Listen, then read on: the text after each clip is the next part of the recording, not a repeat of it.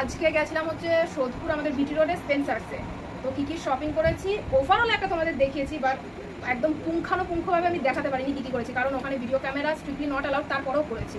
But এখন একদম তোমাদের সামনে থেকে দেখিয়ে দিই কী কী করেছি বাজার। আচ্ছা, এইখানে এনেছি হচ্ছে সাবুর পাপড়, সাবুর পাপড়, ঠিক আছে। এইটা ছিল হচ্ছে 170 টাকা, আমি দেখেছি হচ্ছে 70 টাকা। যা আর একটা ছোট বাক্সের মতন ছিল, ওটার মধ্যে ছিল 50 টাকা। আমি বলছি ওটার থেকে এটা অনেক সস্তা পড়বে, এত বড় পেয়েছি 70 টাকায়। তারপর বাপ্পা পরে আমাকে ভুল দাঁড়ায়, বলে যে না 170 টাকা। যাই হোক, বোকামি করে ফেলেছি আর এনে প্যাকেট খুলে ফেলেছি, কিছু করার নেই। যাই হোক, এগুলো রেখে দেবো, রথের সময় খাবো। মানে রেখে দেবো মানে কি, কিছু এখন খাবো, কিছু রথের সময় খাবো। এটা রান্না দেখালাম না, রান্না করবো যখন তখনই পুরোনো যদি নষ্ট ফষ্ট হয়ে যায়। দেখো ক্লোজে দেখাচ্ছি তোমাদের। খুলে রাখলে নষ্ট হবে, হাওয়া পাস না করলে। বাপ্পা বলছে খুলে দেখাতে, খুলে না রাখলে, হাওয়া না লাগলে নষ্ট হয়ে যাবে কপিটা। আচ্ছা ঠিক আছে, খুলেই তাহলে দেখালাম তোমাদেরকে। এই যে, ঠিক আছে, এই একটা আর হচ্ছে ভেতরে আরেকটা ফুলকপি দেখিয়ে দিলাম তোমাদের। বাপ্পা বলে ভেতরে রাখলে নষ্ট